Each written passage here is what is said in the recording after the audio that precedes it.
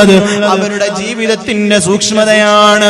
അങ്ങനെ തന്നെ ജീവിതത്തിൽ സൂക്ഷ്മത കാണിച്ചതുകൊണ്ടാണ് ഈ ഉമ്മത്തിന്റെ ആദരണീയരായ നേതാവ്, ഈ ആദർശ കേരളത്തിന്റെ അജയ്യരായ അമരക്കാരൻ സൈനുൽ മുഹഖ്ഖിഖീൻ സയ്യിദ് ത്വാഹിറുൽ അഹ്ദൽ തങ്ങൾ ഉസ്താദ് പേര് പോലെ തന്നെ ജീവിതവും ശുദ്ധിയാക്കി ഉമ്മത്തിനെ നയിച്ച നേതാവാണ്.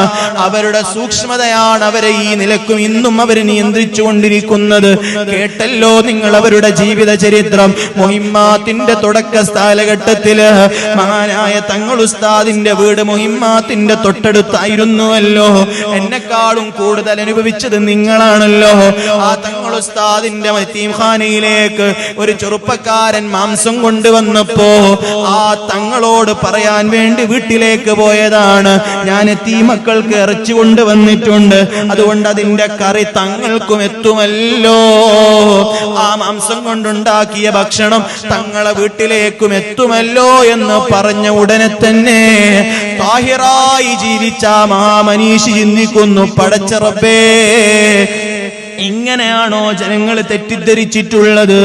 എന്റെ സ്ഥാപനത്തിന്റെ മക്കൾക്ക് വരുന്ന ഭക്ഷണം എന്റെ വീട്ടിലേക്കും എത്തുന്നുണ്ടെന്ന് ജനങ്ങൾ തെറ്റിദ്ധരിച്ചിട്ടുണ്ടെങ്കിൽ ആ തെറ്റിദ്ധാരണ ജനങ്ങൾക്കുണ്ടാവാൻ പാടില്ല എന്ന സൂക്ഷ്മത ചിന്തിച്ചുകൊണ്ടാണ്